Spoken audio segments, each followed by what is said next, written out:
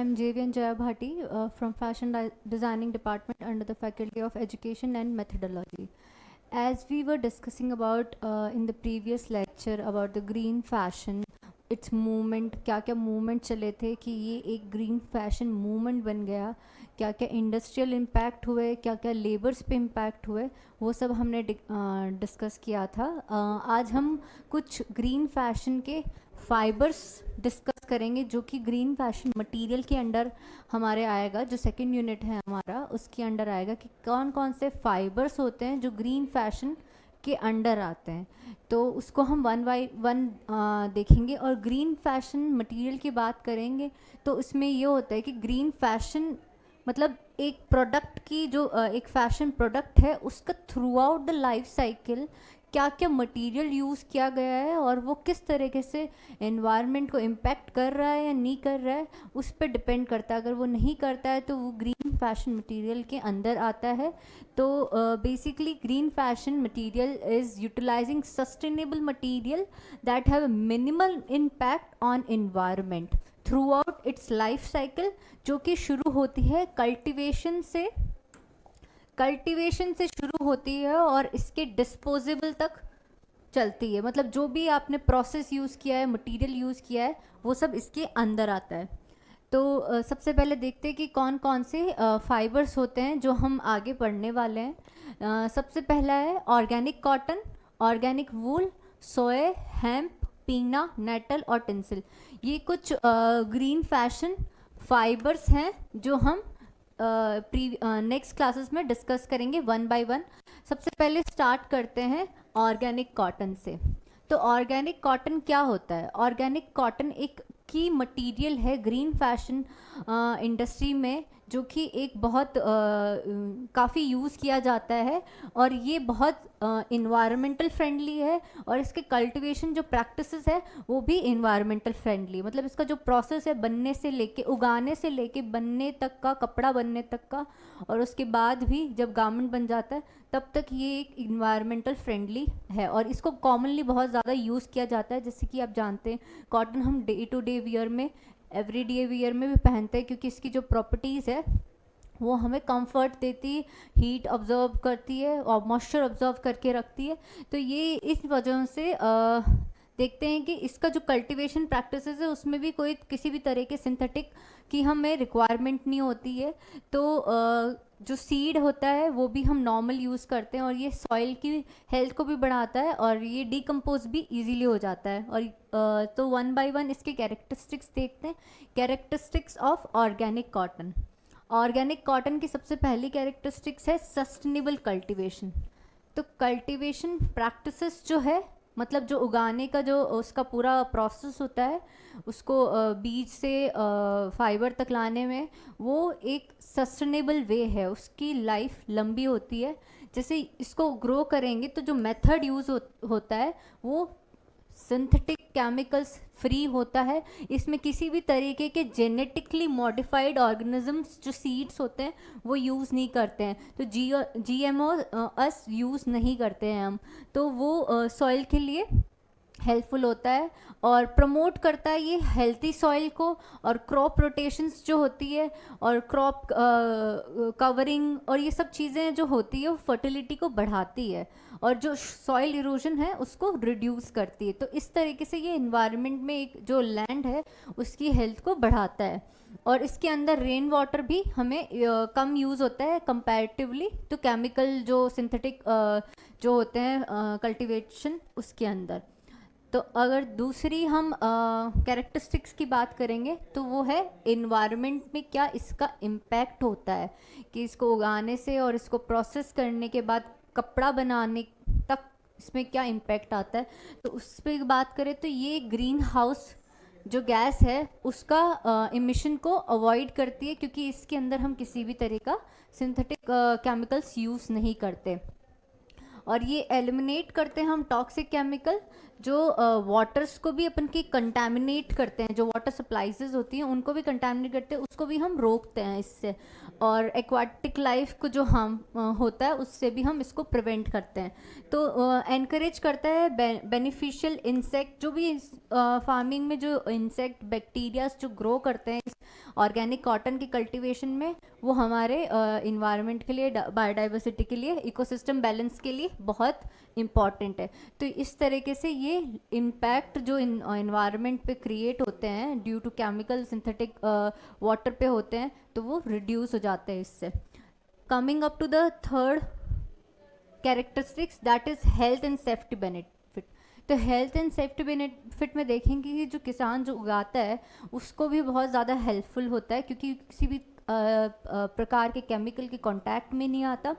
तो जो एक्सपोजन होता है हार्मफुल केमिकल्स में, जो स्किन इरिटेशन कॉज करता है, वो भी रिड्यूस हो जाता है। और जो सेंसिटिव स्किन्स होती है, किसी किसी के सेंसिटिव स्किन होती है, एलर्जीज होती है, वो इसी जो नेचुरल ऑर्गेनिक कॉटन है उसमें किसी भी प्रकार की एलर्जीज नहीं होती है, क्लोथिंग से भी। और coming up to fourth, that is biodegradable and renewable. Biodegradable मतलब जो जल्दी से डीकम्पोज हो जाएगा। तो ऑर्गेनिक कॉटन वो है जो 100% बायोडिग्रेडेबल है, जो डीकम्पोज हो जाता है, और जो ये इम्पैक्ट जो होता है लैंडफिल का, वो रिड्यूस करता है। क्योंकि जो कपड़े बायोडिग्रेडेबल नहीं होते, डीकम्पोज नहीं होते, वो लैंडफिल में इकट्ठा होते हैं। जैसे कि प्लास्टिक जो पॉलीथीन है, जो सालों साल गलती नहीं है, फटती नहीं है, और वो पड़ी रहती है, और वो जो सॉइल की क्वालिटी को भी ख़राब करती है, और लैंडफिल में वो एज इट इज़ वैसे है, वैसे ही उसी फॉर्म में पड़ी रहती है, compare to organic cotton that decompose with time. तो इस तरीके से ये आपकी सॉइल की क्वालिटी को ख़राब नहीं करती, आपकी लैंड को ख़राब नहीं करती। तो ये 100% बायोडिग्रेडेबल है। और एक ये रीन्यूएबल रिसोर्सेज है that can be harvested repetitively without depleting the soil when grown sustainably. अगर हम ऑर्गेनिक कॉटन को सस्टेनेबली ग्रो करेंगे तो ये हमारे जो सॉइल को है उसको भी हार्म नहीं करेगी, और हम इसको बार बार, फिर सॉइल की अगर हेल्थ अच्छी रहेगी तो हम उसमें बार बार अपनी कल्टीवेशंस कर पाएंगे, और साइकिल्स भी बढ़ेगी हमारी कल्टीवेशन की। अब coming up to the examples of organic cotton in green fashion, कुछ हम एग्जांपल्स देखेंगे जो ग्रीन फैशन के जो फाइबर है, कॉटन ऑर्गेनिक फाइबर, उसको अडॉप्ट करती हैं। तो सबसे पहली ब्रांड है क्लोथिंग ब्रांड में अगर देखें तो पीपल ट्री। पीपल ट्री जो ब्रांड है वो यूज़ करती है ऑर्गेनिक सस्टेनेबल कॉटन्स, जो अपने टी शर्ट्स में, जीन्स में ऑर्गेनिक कॉटन का यूज़ करती है, जो कि सर्टिफाइड है ग्लोबल ऑर्गेनिक टेक्सटाइल स्टैंडर्ड से। तो ये एक स्टैंडर्ड है, उससे ऑर्गेनिक कॉटन सर्टिफाइड है, जो ये पीपल ट्री कंपनी यूज़ करती है। तो ये इसके कुछ एग्जांपल्स हैं ऑर्गेनिक कॉटन्स और पीपल ट्री के ब्रांड के, और इसमें ये मैसेज भी देते हैं, be the change you want to see. और बाकी ये अपने ब्रांड के थ्रू भी शो करते हैं और प्रमोट करते हैं ऑर्गेनिक कॉटन को। फिर coming up to the second example, that is Patagonia. Patagonia वैसे एक बहुत बड़ा ब्रांड है जो ऑर्गेनिक और सस्टेनेबिलिटी में डील करता है। उसका एग्जांपल ऑर्गेनिक कॉटन भी है, जो अपने बहुत सारे प्रोडक्ट्स में यूज़ करता है, शर्ट्स, जैकेट और पैंट्स के अंदर। और अलग अलग मेथड्स भी, जो कॉटन ग्रो करने के जो मेथड्स है उसको भी प्रमोट करता है, जिसके अंदर सॉइल और वाटर कंजर्वेशन हो, मतलब वाटर को बचाया जा सके और बायोडाइवर्सिटी को भी बचाया जा सके। तो ये पेंटागोनिया है जो ऑर्गेनिक कॉटन को यूज़ करती है। Coming up to next, Everlane. ये एवरलैंड ब्रांड जो है वो ट्रांसपेरेंसी को प्रमोट करती है, सस्टेनेबल प्रैक्टिसेस को प्रमोट करती है। ये ऑर्गेनिक कॉटन को के टी शर्ट्स जो हैं, बेसिक टी शर्ट्स जो होते हैं, प्लेन टी शर्ट्स, स्वेटर्स और डेनिम्स हैं, उन पे फोकस रखती है। और ये एथिकल प्रोडक्शन मतलब जिसमें फेयर लेबर ट्रीटमेंट होता है और इन्वायरमेंट का भी फेयर ट्रीटमेंट होता है, वो यूज़ करते हैं और रिड्यूस करते हैं environmental impact to use of organic material. तो ये ब्रांड है एवरलेन का। Everlane is breaking up with the plastic, इनका लोगो भी है।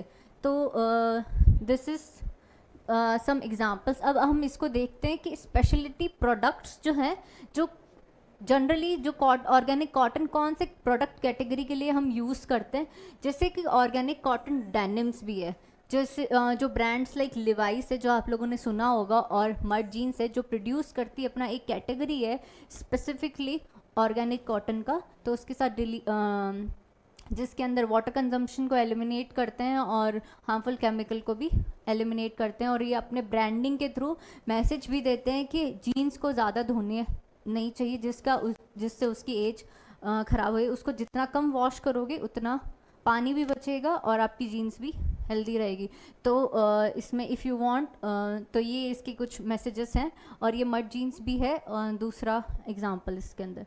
फिर जो बेबी की क्लोथिंग्स होते हैं, चिल्ड्रंस के क्लोथिंग होते हैं, बेबीज़ की स्किन सेंसिटिव होती है, तो ऑर्गेनिक जो कॉटन है बेस्ट एक फाइबर है, एक मटेरियल है, फैब्रिक है जो बेबीज़ के लिए सूटेबल होता है, जो कि हाइपो एलर्जेनिक है, कोई भी किसी भी प्रकार की एलर्जीज नहीं होती। जैसे companies like Burt and Bee and Finn and Emma जो इस क्लोथिंग ब्रांड में, बेबीज़ क्लोथिंग ब्रांड में रेंज ऑफर करती है, जो कि हाइपो एलर्जेनिक और free from synthetic dyes and chemicals है।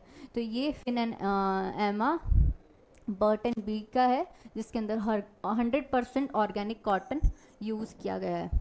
तो ये इसके एग्जांपल है, और ये एक एक्टिव वियर कैटेगरी भी है, जिसके अंदर पैक्ट एंड गर्लफ्रेंड कलेक्टिव्स इसके अंदर एक्टिव वियर्स हैं, उसके अंदर ऑर्गेनिक क्लोथ्स डेवलप किए जाते हैं। फिर coming up to the certification and standards, certifications and standards जो हैं वो डिटरमाइन करते हैं कि आपका ऑर्गेनिक कॉटन में एक्चुअली में ऑर्गेनिक है या नहीं है। वो पूरा मॉनिटर करते हैं, पूरा प्रोसेस कल्टीवेशन से लेके उसके प्रोडक्शन तक कि क्या क्या उसने प्रोसेस यूज़ किया है, कल्टीवेशन प्रोसेस यूज़ किया है, प्रोडक्शन प्रोसेस यूज़ किया है। तो ग्लोबल ऑर्गेनिक टेक्सटाइल्स है जो इंश्योर करता है कॉटन ग्रो हुई है और प्रोसेस हुई है सस्टेनेबल और एथिकल प्रैक्टिसेस के थ्रू, और एंटायर सप्लाई चेन है जो से लेके फिनिश प्रोडक्ट तक ये मॉनिटर करते हैं, और ये एक स्टैंडर्ड सेट करते हैं। और सेकंड है ऑर्गेनिक कंटेंट स्टैंडर्ड, इसके अंदर वेरीफाई करते हैं जो ऑर्गेनिक कंटेंट है, रॉ मटेरियल्स हैं, जैसे कि एक फाइबर होता है, conforming that they meet the organic farming criteria. जो फाइबर्स यूज़ किए गए हैं, जैसे कॉटन यूज़ किया गया है, तो वो ऑर्गेनिक फार्मिंग के क्राइटेरिया से मैच करते हैं या नहीं करते। तो ये दो स्टैंडर्ड्स हैं, ग्लोबल ऑर्गेनिक टेक्सटाइल स्टैंडर्ड और organic cotton standard. Coming up to the benefit of organic cotton in green fashion, ये इन्वायरमेंट को प्रोटेक्ट करती है, क्योंकि ये जो है सॉइल की क्वालिटी बढ़ाती है, वाटर कंजम्पशंस को रिड्यूस करती है केमिकल पोल्यूशंस को, और कंट्रीब्यूट करती है हेल्दियर इन्वायरमेंट को, इसलिए ये इन्वायरमेंट को प्रोटेक्ट करती है। और फिर ये एथिकल प्रोडक्शन को भी प्रमोट करती है, जो फेयर ट्रेड में डील करते हैं। फेयर ट्रेड प्रिंसिपल होता है, इंश्योर करता है कि फेयर वेजेस और सेफ्टी कंडीशन हो वर्कर्स की और फार्मर्स की भी, in fact in the organic cotton farming. Consumer awareness भी क्रिएट करती है, बताती है कंज्यूमर्स को कि क्या इम्पैक्ट हो सकते हैं आपके अगर आप केमिकल से बने हुए फैब्रिक्स को यूज़ करोगे, फाइबर्स को यूज़ करोगे। और प्रमोट करती है adoptions of sustainable practices and fashion industries, और अडॉप्शन जो ऑर्गेनिक कॉटन का अडॉप्शन है उसको प्रमोट करती है। तो basically we can say by choosing organic cotton, green fashion brands help reducing their ecological footprint, promote sustainable agriculture and provide safer and more comfortable clothing options. तो ये सारे जो बेनिफिट है वो हमें ऑर्गेनिक कॉटन के अडॉप्टेशन से choose करेंगे, हम ऑर्गेनिक कॉटन तभी मिल पाएंगे। हम इकोलॉजिकल फुटप्रिंट को भी रिड्यूस करेंगे, हम सस्टेनेबल एग्रीकल्चर को भी प्रमोट करेंगे, और हमें सेफ और कंफर्टेबल क्लोथिंग भी हमें मिलेगा कि जो सेंसिटिव नहीं है। तो that is it for today. In the next class we will discuss about organic wool. This was organic cotton. Thank you so much.